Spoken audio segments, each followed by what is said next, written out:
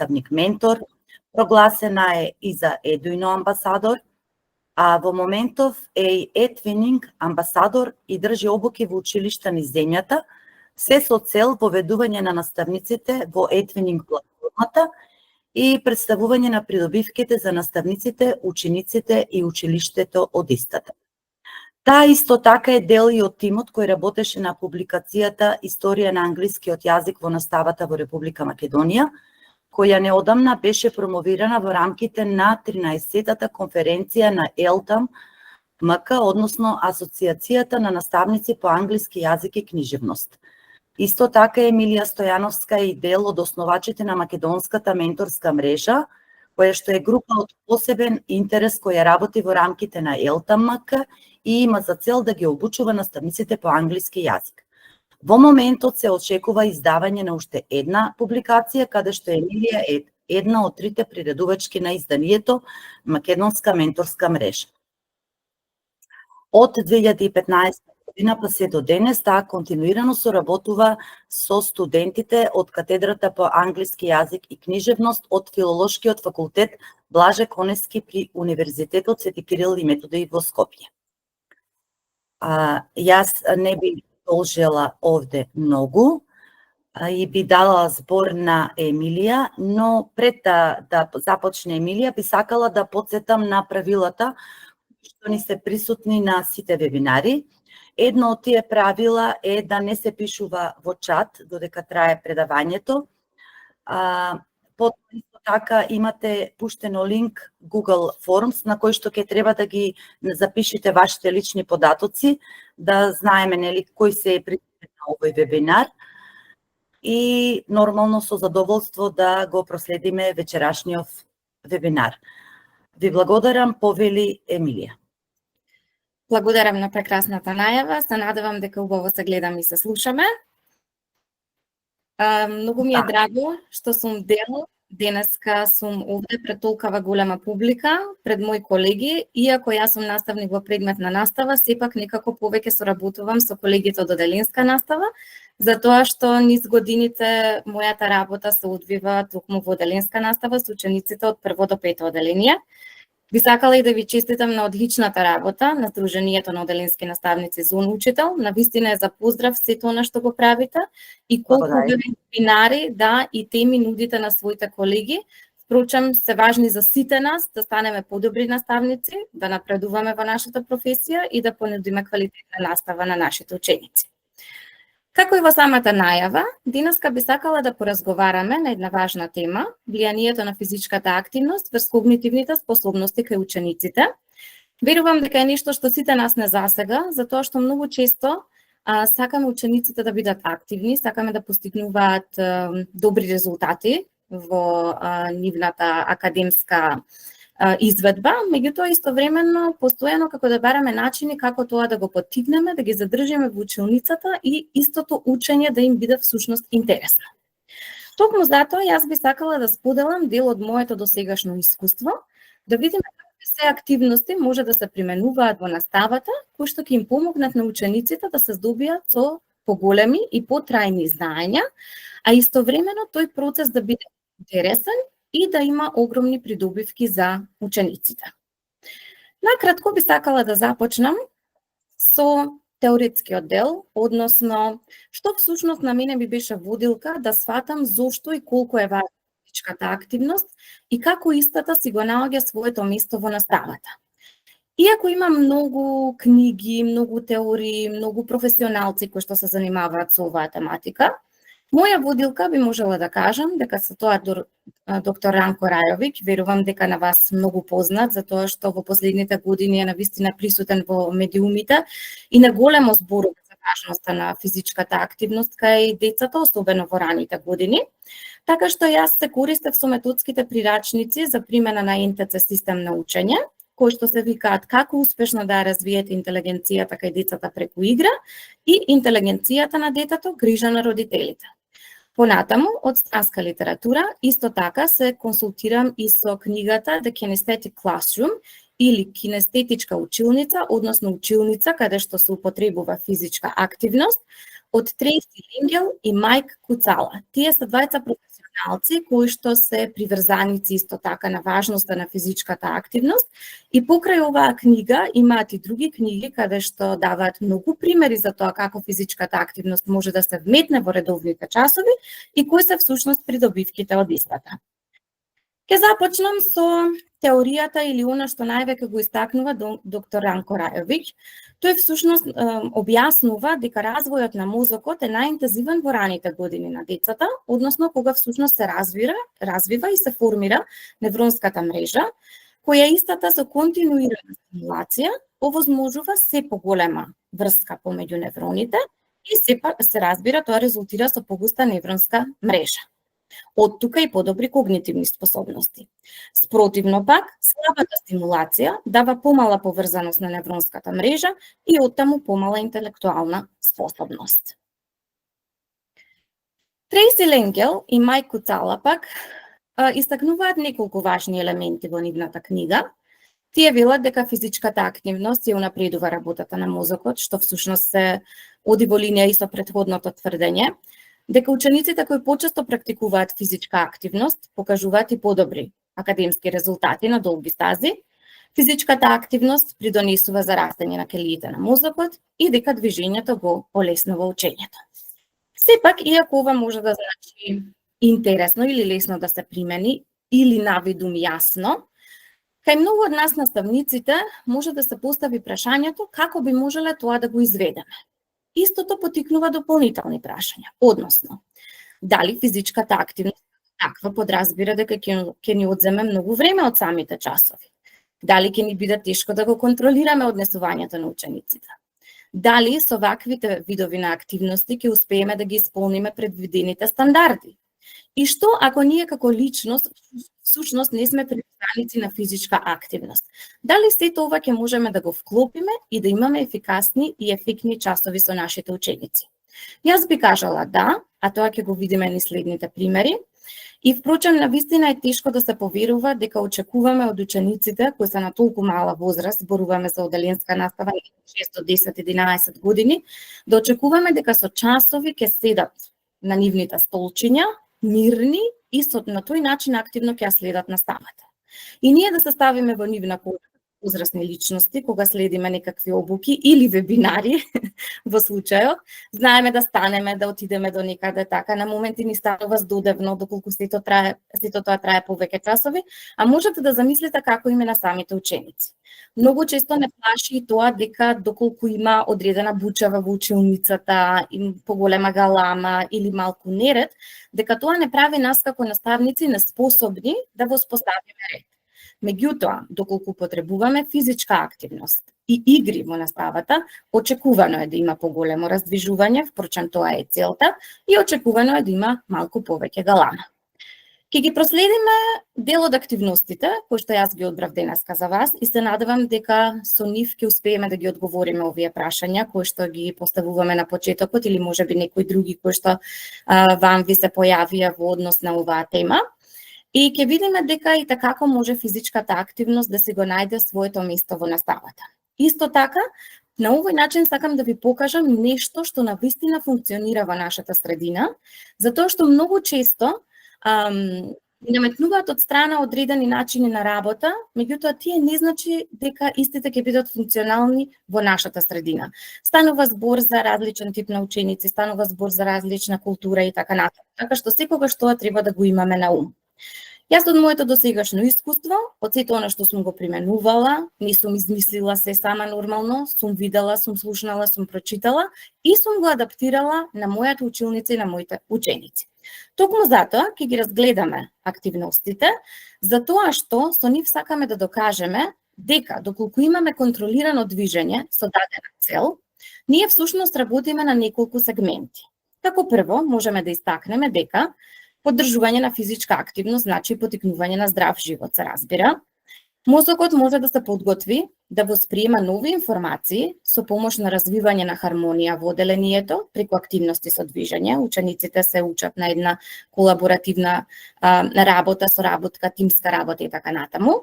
Утврдување на содржината преку движење за време на часовите може да биде идеален начин да се користи повторувањето за да се подобри усвојувањето на наученото. И предавањето на нови содржини преку движење исто така ќе им помогне на многу ученици од различни возрасти полесно да разберат и да усвојат нови информации.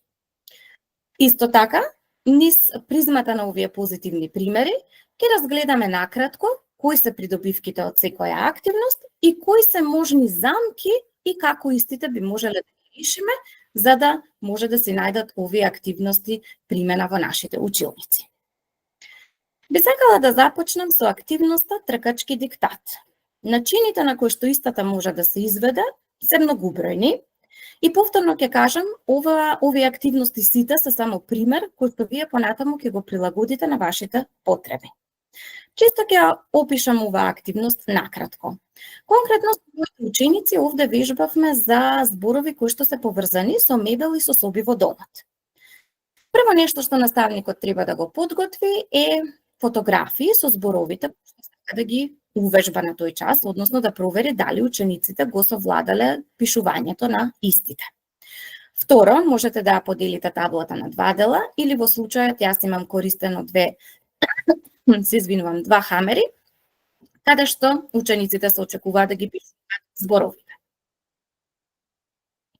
Оделението го делам во две групи, во зависност од бројот на учениците се разбира, можете да направите и повеќе групи.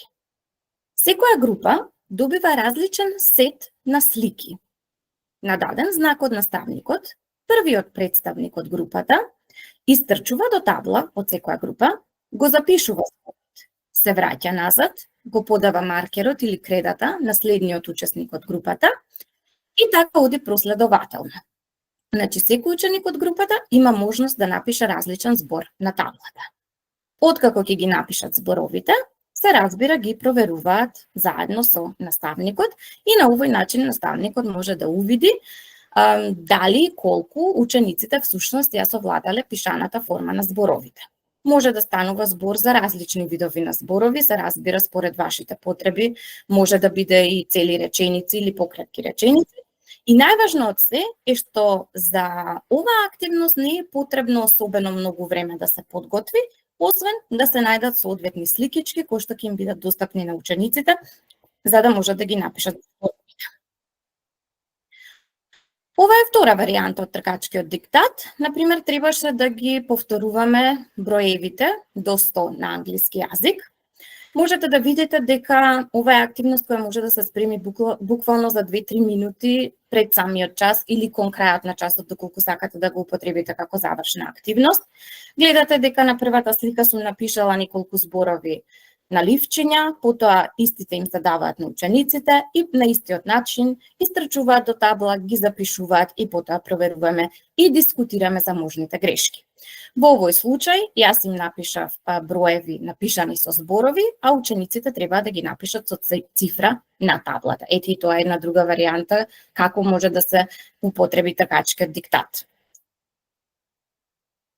Кои се придобивките од оваа активност? Можеме да кажеме дека на овој начин, секако и тоа ни е целта, да провериме всушност колку научиле правилно учениците да ги пишуваат зборовите и кои зборови им представуваат пак особена потешкотија. И секако дека диктатот повеќе не представува стресна алатка за проверка на знаењата, туку истовремено може да се доживее како игра и забава. Сега во однос на тоа што може да представува замка за ваков тип на активност.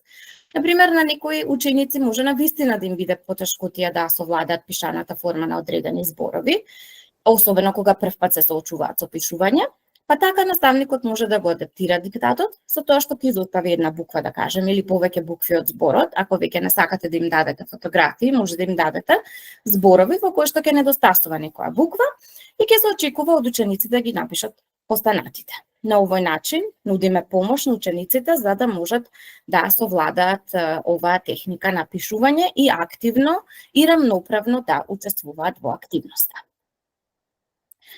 Следната активност се вика галерија и за оваа активност постојат повеќе начини како истата може да се изведе.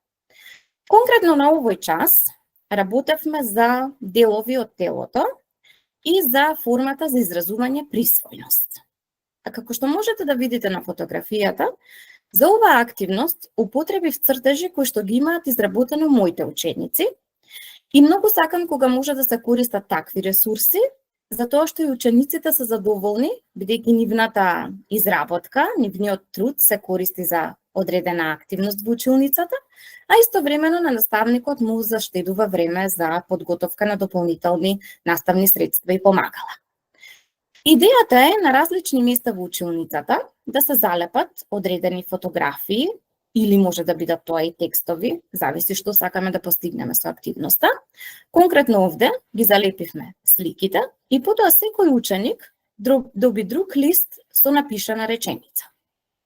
Ученикот требаше да прочита реченицата, да ги разгледа внимателно сите слики, нели како да се наоѓа во галерија, да прошета низ училницата и потоа реченицата да ја залепи или да ја спои со соодветната слика. На овој начин ќе видиме дали учениците го разбираат тоа што е напишано и дали можат да направат добра корелација помеѓу сликата и реченицата или зборот. Втора варијанта е, например, да им се дадат текстови на учениците, се разбира во зависност од нивната возраст и целта која што сакаме да ја постигнеме, ќе зависи нивото или големината на текстот. На овој час требаше да работиме за познати места во светот, така што подготвив фотографии од Ефеловата кула, Кинескиот зид, пирамидите во Египет, статуата на слободата и Колосеумот во Рим. Учениците работеа во групи и секоја група доби еден краток текст сличен на овие кои што се дадени овде како пример. Јас имав за цел да ги запознам учениците за тоа на кое место се наоѓа таа знаменитост, од која година датира, од каков материјал е изработена и од прилика за големината на истата. Значи, учениците имаа за задача да го прочитаат текстот, да прошетаат низ училницата, да застанат покрај соодветната слика и потоа заедно да дискутираме дали навистина соодветно го споиле текстот со сликата и што всушност научиле од сето тоа. Со ваквиот начин на работа, наставникот може да провери дали учениците ги разбираат зборовите кои што се употребени во текстот, речениците и секако врската со визуелната представа. Учениците активно учествуваат и покажуваат разбирање на содржината преку движење. Се разбира дека на овој начин имаме малку подинамична и забавна училница, која што го поттикнува критичкото размислување и визуелното толкување. Што би можело да представува замка за употреба на ваквата активност? Некои ученици се разбира да покажат потешкоти во однос на толкувањето на визуелните материјали или пак во разбирањето на текстот, особено ако станува збор за употреба на нова лексика или пак многу сложени реченици. За да им се помогне, наставникот може да користи помалку сложени реченици за почеток и да објасни што значат. И се разбира, доколку не е индивидуална активност, секогаш работата во парови или работата во група овозможува на учениците да си помагаат едни со други, за да никој не се почувствува изоставен или пак неспособен да заврши активноста соодветно. Следната активност се вика зелка. Многу е лесна за подготовка и навистина на учениците им е многу интересна на секој час кога ја применуваме. Конкретно овие активности се од часот кога работевме за мебел, соби во домот и прилози за место. Идејата е да се подготват листови хартија на кои што ќе ставите зборови, задачи по математика, реченици, фотографии, повторно во зависност од тоа што сакате да постигнете со самата активност. Јас ставив фотографии и учениците имаа за задача да го именуваат тоа што е на сликата или да формираат реченица за тоа каде се наоѓаат предметите. Например, топката е под масата и слично. Учениците треба да застанат во круг. Сите слики кои што сте ги подготвиле или листовите со зборови се виткаат една во друга, како што се всушност листовите на зелката и се добива една топка од хартија. Учениците се подаваат за таа топка и како што ученикот ја добива, има задача да извади еден лист од зелката, да погледне што има на сликата или кој е тој збор и да го именува, да формира реченица и така натаму. Ова сме го правеле и со степенување на придавките, например. Сме правеле и со правилни и неправилни глаголи.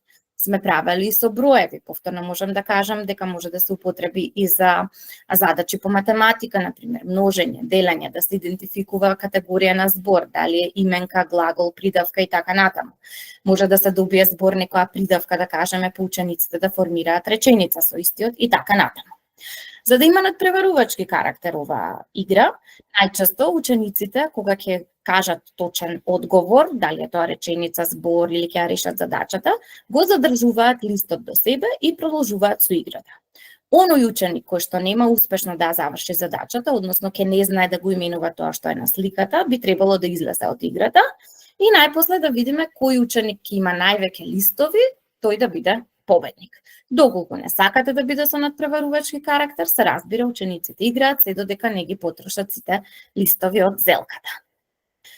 Навистина придобивките се бројни, а на овој начин наставникот многу лесно може да процени колку учениците разбираат лексиката, граматиката, правописот, зависно повторно ќе кажам од зададената задача. Учениците активно се вклучени во играта и истата помага да се подобри нивната концентрација, брзина на размислување и социјална интеракција. Сепак на некои ученици може да им биде и тешко да реагираат брзо, особено ако имаат помалку самодоверба или не го владеат материјалот целосно кој што сакате да го повторите. Наставникот затоа може да адаптира играта со тоа што ќе даде повеќе време за размислување или ќе дозволи помош од друг ученик, а идеално би било да се започне со полесни задачи и потоа постепено да се воведуваат посложени за да може да се улесни процесот на учениците.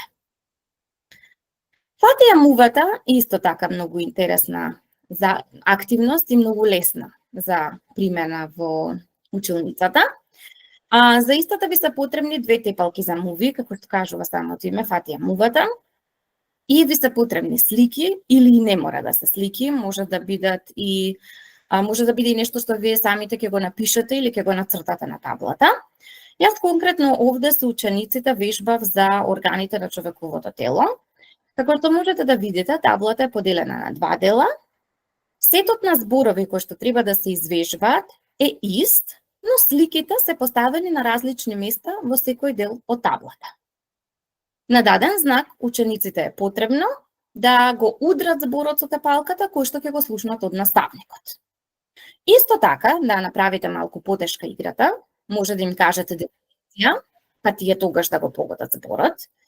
Например, може да се направи ова исто и со места во градот. Па ако имаме пекара, пошта, полициска станица и слично, им кажувате што вообичаено се прави таму и учениците на тој начин треба да го погодат. Може и улогата на наставникот да замени некој ученик, па тој да ги кажува дефинициите или да ги дава инструкциите. Повторно може да се направи со броеви, со било какви зборови, може и со целосни реченици во зависност од тоа што сакате да увежбате на тој час. Придобивките од оваа активност е навистина дека забавното учење зголемува мотивацијата кај учениците и со тоа што се повторуваат повеќе пати истите зборови, всушност се олеснува начинот на запамтување кај останатите ученици. Со оваа игра се развива брзина, концентрација и тимски дух кај учениците и истата е многу динамична и потикнува активна вклученост на учениците и учење преку игра. Сепак, ако играта е предвидлива, може да стане издодена ученици за тоа што постојано ги повторуваат истите зборови. Токму затоа може да вметнувате нови зборови или постојано да го менувате редоследот на сликите или напишаните зборови на таблата. Брзината често може да предизвика и грешки, затоа што учениците можат да бидат насочени за тоа побрзо да направат активноста без доволно да размислат дали на правилен начин ја изведуваат истата, па токму затоа е многу важно наставникот да обезбеди точна проверка и објаснување за дадените одговори. Ако некои ученици чувствуваат притисок во дека треба брзо да сработат активноста, наставникот може да улесни со тоа што ќе им дозволи да работат во парови или побавно ќе ги кажува зборовите или ќе го намали бројот на зборови или слики кои што се достапни на таблата за оваа игра. Подскокнување е исто така многу едноставна активност, а многу интересна за учениците. И со оваа активност можете буквално што сакате да повторувате за време на часот и е интересна за сите возрасти. На подот се поставуваат фотографии, може да бидат зборови повторно, може да бидат броеви, може да бидат задачи, може да бидат знамиња од земји, во зависност од тоа што сакате да постигнете со таа активност и што сакате да повторите. Учениците застануваат во колона и еден по друг подскокнуваат од една до друга слика и нивна задача е да го именуваат тоа што се наоѓа на сликата. Да има уште поголем надпреварувачки карактер, доколку сакате, можете да внесете тајмер, па да забележувате кој ученик за колку време успел да го изоди патот од почетокот до крајот и при тоа правилно да ги именува зборовите или да ги реши загадките. Кои се придобивките од оваа активност? Учениците се движат и повторно учат преку игра, што всушност им представува голема забава. Оние ученици кои што имаат потешкоти со запомнување на зборовите или она што сакате да го повторите, кога ги слушаат повеќе пати, всушност истото им е олеснето. И се разбира, се создава една пријатна атмосфера за учење, која што понатаму резултира со поубава соработка помеѓу учениците и им дава еднакви можности на сите да учествуваат без разлика на нивното знаење. Меѓутоа, истовремено, во зависност од учениците со кои што работите од вашата група, повторувањето на истите зборови може да стане издодевно, па затоа треба да се менуваат сликите или, како што реков, да се воведе тајмер или време, забележување на времето за активноста да стане повозбудлива. Учениците кои што тешко ги запомнуваат зборовите, треба да се охрабрат да работат по парови или со поддршка од наставникот. А учениците кои брзо завршуваат може да побарат дополнителни предизвици како брзо именување на сликите или дадените зборови. Снежни топки е следната активност. Снежните топки ги изработуваме всушност од хартија. Повторно се зема лист хартија и се гужва во едно топче. Едниот начин да се сработи оваа активност е на таблата да се залепат сликите или зборовите да се напишат, броевите, задачите, повторно во зависност од тоа што сакате да постигнете на тој час.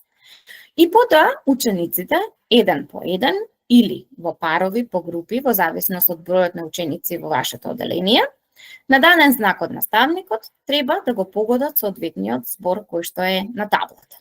Може да се направи со геометриски форми и учениците со фрлање на снежната топка всушност треба да го погодат точниот збор или еве ако работиме со геометриски форми да погодат точната геометриска форма. Варијанта е да се постават зборовите на подот, на листови, како што е прикажано тука на фотографијата.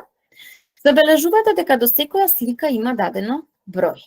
Тоа значи дека учениците погодуваат со снежните топки на подот и во зависност од тоа на кое поле ќе им падне топката, толку пати треба да го повторат тој збор. Ние овде увежбуваме вокабулар за домашни животни и миленичиња и токму затоа се употребени овие фотографии. Се разбира, вие можете да работите, например, за временски услови, може да работите за делови на растенијето, повторно за видови на животни и така натаму. Кои се придобивките? Како и со сите други активности денеска се разбира дека забавата и интерактивноста се број 1 во ваквиот тип на активности. Покрај тоа, се потикнува и развој на моторичките вештини, преку целосно учење со употреба на целосно тело, и имаат можност повторно учениците да ја повторуваат содржината повеќе пати, што всушност го зајакнува памтењето и разбирањето на зборовите.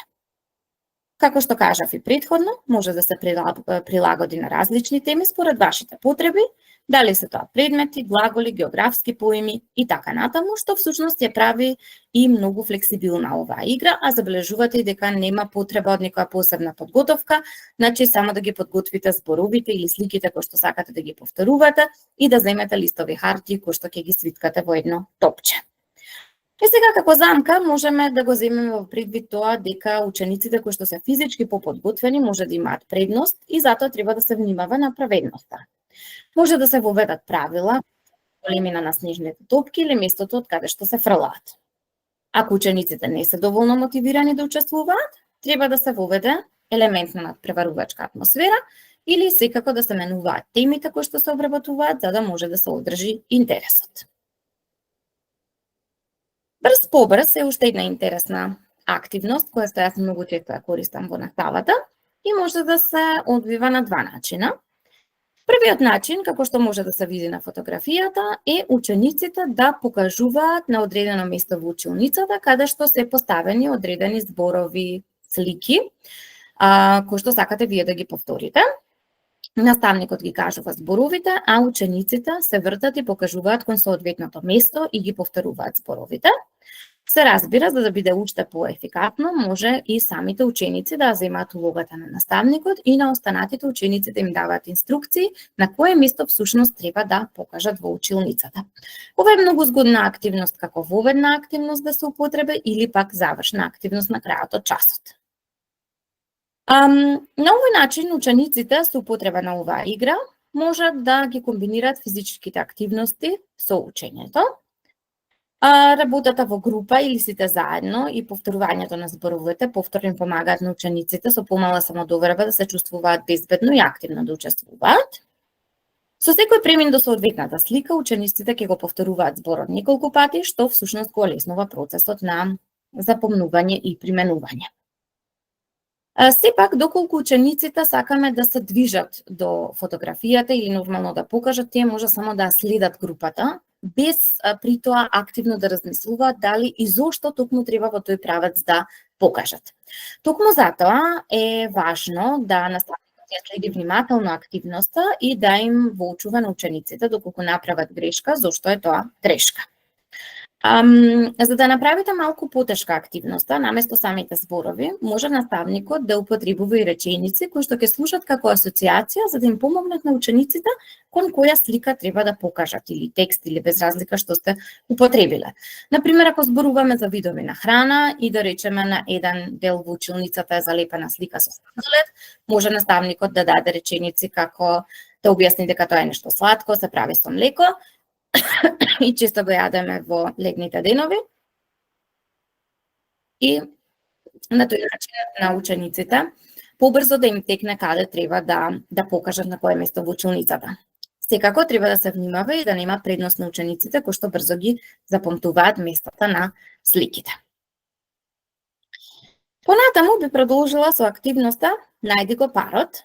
И ова е интересна активност за која што само ви се потребни материјали од типот на слики или листови со зборови, броеви и така натаму, во зависност од тоа што сакаме да постигнеме на часот. На овој час ние учевме за видови мебел, соби во домот и членови од семејството. Секој ученик се одбира една слика и потоа ги следи инструкциите на наставникот. Например, наставникот кажува дека мајката е во градината или дека братчето е во спалната соба и според тоа учениците шетаат низ училницата и се обидуваат да си го најдат својот пат. Може да се направи и со слика и збор, како во случајот со фотографијата со телевизорот. Еден ученик ја има сликата, другиот ученик го има зборот и тие шетаат помеѓу себе и застануваат еден до друг во пар. Откако сите ќе застанат, онака како што мислат дека соодветно си го нашле парот, го представуваат она што го направиле. Односно ги кажуваат речениците или ги кажуваат зборовите и заедно со наставникот и останатите ученици проверуваат дали правилно ја направиле активноста. Најди го парот може да се направи на друг начин. Конкретно на овој час имавме за задача да учиме за сообраќајни знаци. Направив сообраќајни знаци кои што ги ставив на таблата, а учениците ги добива имињата на сообраќајните знаци на ливче. Нивна задача беше да истрчаат од еден крај на училницата до таблата и да го постават ливчето на соодветното место. Сепак, не секогаш само трча, како што можете да видите на фотографиите. Некој пат треба да подскокнуваат на една нога, некој пат треба да скокаат горе-долу, некогаш одат до таблата со танцување или некое друго движење кое што би сакале да го вметнете, што е навистина интересно и многу динамично.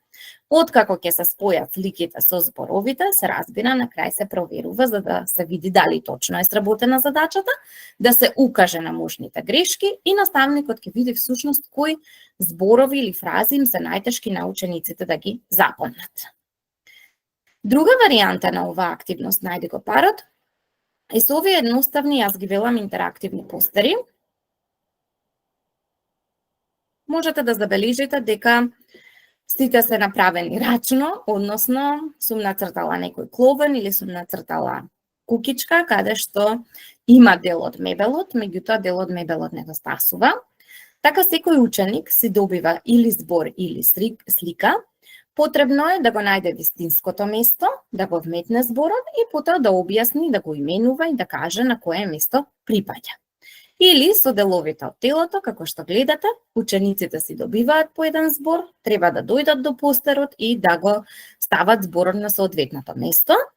Овие интерактивни постери се згодни затоа што потоа можат да останат во училницата како нагледни средства и да им служат на учениците за потсетување додека работите на таа дадена тема. Кои се придобивките од овој вид на активност најди го парот? Учениците работат во групи и комуницираат со соучениците, што го подобрува тимскиот дух и соработката. Им помага да ги активираат своите претходни знаења за новиот вокабулар, што е корисно за учење и повторување. Повторно учениците се во постојано движење, што прави активноста забавна и им овозможува учење преку игра. Се разбира, наставникот е тој кој што ја следи активноста и може да понуди помош онаму каде што е потребно. Однос на тоа што би представувало една замка во ваквиот тип на активност. Ако некој ученик има потешкоти да го препознае зборот, наставникот се разбира треба да му понуди помош или да го охрабри да продолжи со активноста. За учениците кои имаат потешкоти да се фокусираат на задачата, може да се воведат различни форми на движење, како што видовме на фотографиите, со танцување или трчање, за да се задржи интересот на учениците. Следната игра се вика риболов. Како што кажува и самиот наслов, од учениците се очекува да ловат зборови, да ловат риби кои што можат да бидат зборови, можат да бидат броеви, можат да бидат некои други фотографии. Подготовката која што се очекува од страна на наставникот е да ги подготви всушност тие ливчиња кои што ќе ги содржат поимите што сакате да ги повторите на тој час. Се разбира дека можат да бидат и различни категории на зборови, различни фотографии, во зависност од тоа што сакаме да постигнеме. Во овој случај ги имаме броевите до 20 и се разбира, еден број се повторува повеќе пати, но нема за секој ученик. Доколку сакате, може да направите активноста и со доволен број на броеви кои што се повторуваат, за секој ученик поединечно да може да го улови бројот. Наставникот го кажува бројот, учениците го бараат на подот, треба да го најдат и да кренат и да го именуваат. Може, например, да се направи тоа и со видови на храна. Може да се направи и со видови на домашни диви животни или миленичења, се разбира во зависност од вашите потреби. Придобивките од овој тип на активност е што учениците се охрабруваат да размислуваат брзо и ефикасно. Се разбира дека активноста вклучува движење, со што ги мотивира учениците да останат активни и фокусирани.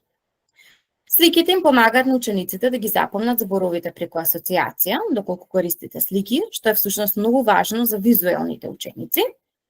И се разбира, доколку активноста се изведува во група, а риболовот е идеално да се изведува во група, учениците работат заедно, со што се негува нивниот тимски дух.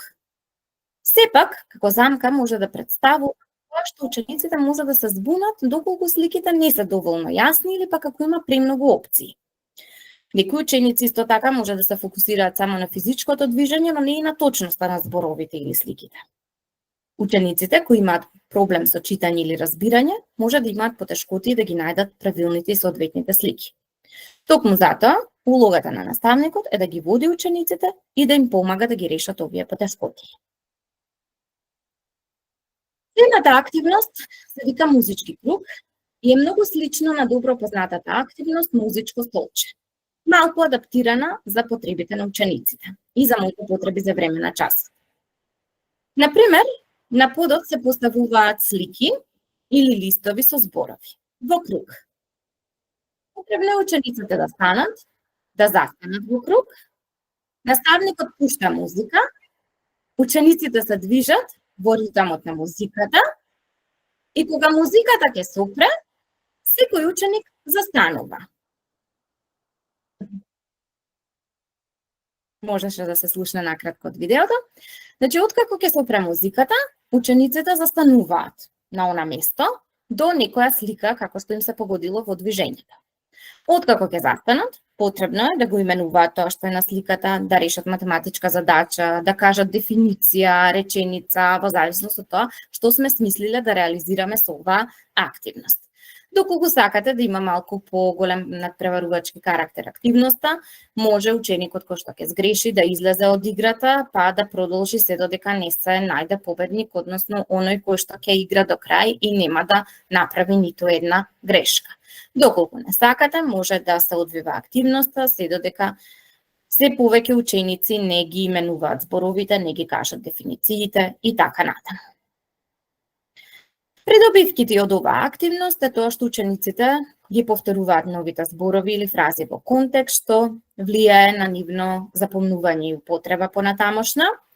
Брзото размислување за зборовите на сликите го стимулираат процесот на помнење и брзо донесување на одлуки. Победниците се мотивирани и се чувствуваат потикнати да учат повеќе зборови, а пак неуспехот може да се прифати како можност за учење и напредок. Како замка може да се толкува дека брзото играње може да доведе до стрес и невнимание кај некои ученици, со што може да се намали мотивацијата за понатамошно учење. Некои ученици, ако ја играте варијантата со надпреварувачки карактер, може да губат почесто, па да останат незаинтересирани за понатамошно учество во играта. И учениците кои што исто така се несигурни можат да прават повеќе грешки и повторно тоа да влијае демотивирачки на нив. Сепак, наставникот е тој кој што ќе ја процени ситуацијата, ќе одлучи како ќе се продолжи понатаму, ќе биде внимателен да им даде поддршка на овие ученици. Следната активност се вика пронајди го богатството, а богатството може да биде било што ние сакаме да го повториме или научиме на тој час. Една идеја е потрага по богатство, односно потрага по придавки. Конкретно на овој начин сакавме да повториме за степенување на придавките, односно позитив, компаратив и суперлатив. На учениците можете да им дадете листа со зборови. Всушност не им ја давате листата со зборови, наставникот ја подготвува листата со зборови. Секој збор го сече на посебно ливче и има задача ливчината да ги сокрие низ училницата. Кога велам сокрие, тоа не значи дека треба да ги криете на кузна какви места, доволно е само да ги расфрлате низ училницата, каде паднат, затоа што ќе има повеќе зборови и всушност тргањето по зборовите всушност таа потрага или пронаоѓање на богатството. Идеално би било учениците да излезат накратко од училницата или барем да ги затворат очите додека наставникот ги распоредува зборовите, односно ливчињата низ училницата.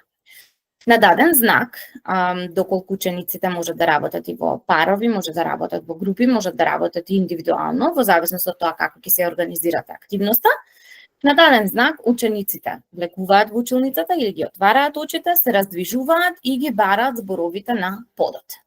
Се разбира дека еден ученик или една група ќе собере дупликати, па ќе има потреба да се консултира со другата група, да се разменат за тоа што секој ученик или група им ја дадено насока, всушност колку зборови треба да соберат. Да речеме, во секоја категорија потребно да имаат по 8 зборови.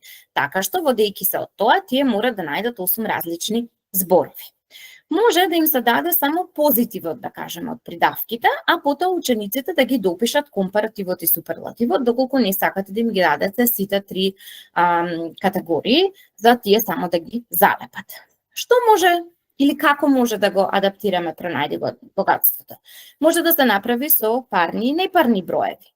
Може да се направи со повторување или употреба на држави, знамиња и главни градови. Може всушност да се употреби како воведна активност за потикнување на претходни знаења кај учениците.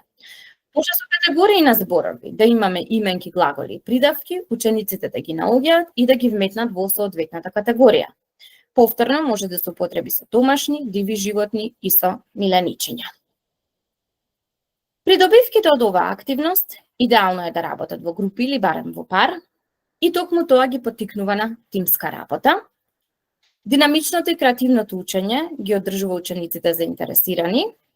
Тие воедно развиваат и вештини за решавање на проблеми и поврзување на нови идеи.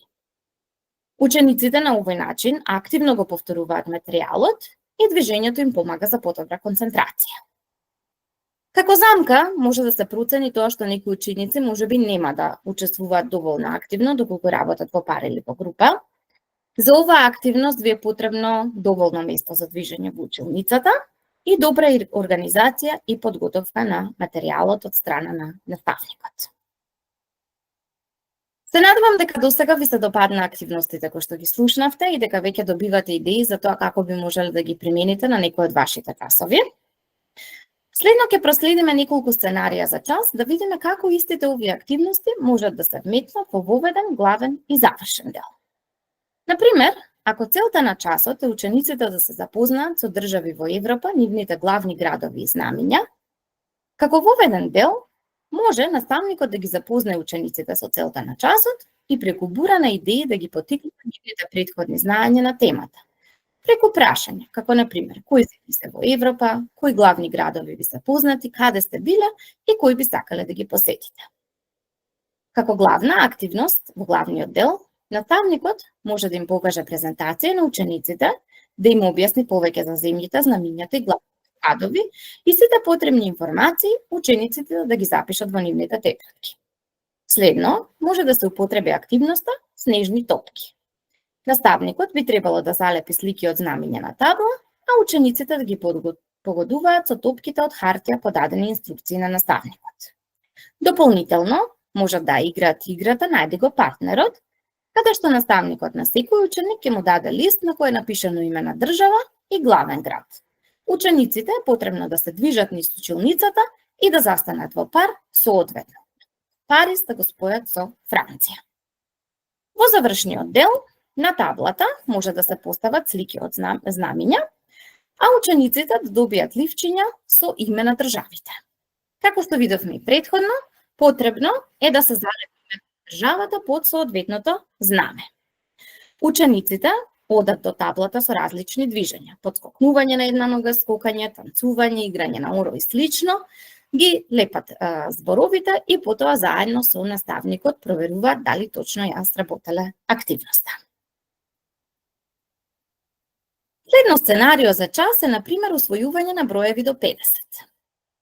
Во воведниот дел, наставникот ги потсетува учениците на броевите до 10. Може да ги покана да излезат на табла, да застанат во колона, еден позади друг. Последниот ученик запишува број на грбот на ученикот пред него, се разбира со прстиња, и така продолжува низата се до првиот ученик кој треба да погоди кој број го напишале на грбот, пошто ќе се види дали е правилно пренесена пораката. Ова е исто интересна активност и за геометриските форми. Во главниот дел, наставникот дава на учениците листови со цели десетки до 50 со цифри и листови со зборови. Со цел да се поттикне признаењето на учениците, наставникот им вели да се обидат да ги спојат. Значи, најди го парот. Заедно дискутира дали се правилно споени цифрите и зборовите. Потоа наставникот ќе ги запише на табла, учениците ќе препишат се што е потребно. Наставникот им вели учениците да кажат по еден број, запишува на лист, а потоа ги лепи листовите на различни места во училницата и им кажува на учениците еден збор, односно број, и учениците трчат до соодветниот број. Сепак за оваа активност е потребно да имате доволно простор во училницата за да може истата успешно да се изведе. Како завршен дел може да се употреби активноста музички круг, каде што листови со броеви се наредени на подот во круг, наставникот пушта музика, учениците се движат во ритмот на музиката, кога музиката ќе сопре, учениците застануваат и го именуваат бројот кој што се наоѓа на листот каде што застанале. Третиот пример за сценарио на час кога целта на часот ние да увежбаме зборови кои што означуваат соби во домот, мебел и прилози за место. Во воведниот дел, наставникот може да им покажува на учениците картички со слики, кога на брзина ги свртува и учениците е потребно да ги препознаат тие слики и да ги именуваат. А во главниот дел може да се примени техниката најди го богатството. По зависност од бројот на учениците ќе ги поделите и групите на часот. Овде е ставен пример дека учениците работат во 3 групи. Наставникот им дава наставно ливче претходно подготвено со табела од 3 колони каде што учениците е потребно да најдат зборови напишани на ливчиња и скриени низ училницата и да ги залепат на соодветното место во табелата според тоа дали означуваат соби во домот, мебел или прилози за место. Како завршен дел на овој час може да се употреби техниката зелка. Наставникот има претходно подготвени слики и предмети и секој ученик штом ќе ја добие зелката, потребно е да направи реченица според она што го гледа. Например, куќето е под масата, како што и претходно видовме на дел од примерите и фотографиите кога зборував за секоја активност посебно. Јас тука би сакала да ви се заблагодарам на вашето внимание. Се надевам дека заеднички можеме да заклучиме дека не треба многу подготовки за да употребиме физичка активност во училницата, дека тоа може да биде многу забавен дел од учењето и дека единствено нешто на што може би треба повеќе да внимаваме е просторот со кој што располагаме, затоа што за повеќето физички активности и очекувано потребно ние да имаме малку поголем простор. Сепак, доколку временските услови дозволуваат, истото можете да го правите и надвор во училишниот двор. А дотогаш ќе ги прилагодите активностите според просторот со кој што располагате. Исто така забележавте дека за овие активности не е потребна многу голема претходна подготовка од страна на наставникот и дека се сведува на слики, на ливчиња, нешто што можете и сами да го напишете на брзина и да го нацртате или само да го испринтате во зависност од тоа што сакате да повторувате на вашиот час. Уште еднаш ви благодарам за вниманието и се надевам дека денешниот вебинар ќе биде доволна инспирација да раздвижите малку вашата активност, вашата училница со дел од овие активности, да ги адаптирате на вашите потреби и ученици и дека учењето ќе стане многу забавно. И јас исто така, Емилија, благодарам од мое лично име и од името на целото Здружение Зон Учител за еден вака прекрасен, инспиративен вебинар. Она што ми се допадна, верувам и на сите присутни на вебинаров, толку концизно, јасно прикажани активностите, практичните активности од искуството до сегашно и по лајковите и по срцињата, веќе по емотиконите се гледа дека на сите колеги им се допадна. За прашањата на колегите кои што напиша во чат дали ќе ги добијат презентациите од активностите, јас само би кажала дека моментално вебинаров се снима, така да линкот ќе биде доставен во Facebook групата на координатори и секој од членовите во Здруженијето ќе го добијат видеото и ќе може да си ги проследат и да си ги повторат активностите кои што стварно беа прекрасни. Уште еднаш големо благодарам, Емилија, и јас верувам дека како здружение ние ќе продолжиме со соработка и понатаму, бидејќи и текако има што да се научи од вашето практично искуство досега. И сега би сакала само уште едно подсетување во врска со нашите понатамошни активности. Моментално на страницата на Facebook, страницата на нашето здружение, Учители оделенска настава, е во процес, е распишан литературен конкурс на тема Зимска бајка за оригинални поетски и прозни творби, така да сите оние заинтересирани наставници кои што имаат и заинтересирани ученици можат да аплицираат на овој наш распишан конкурс најдоцна до 24 декември.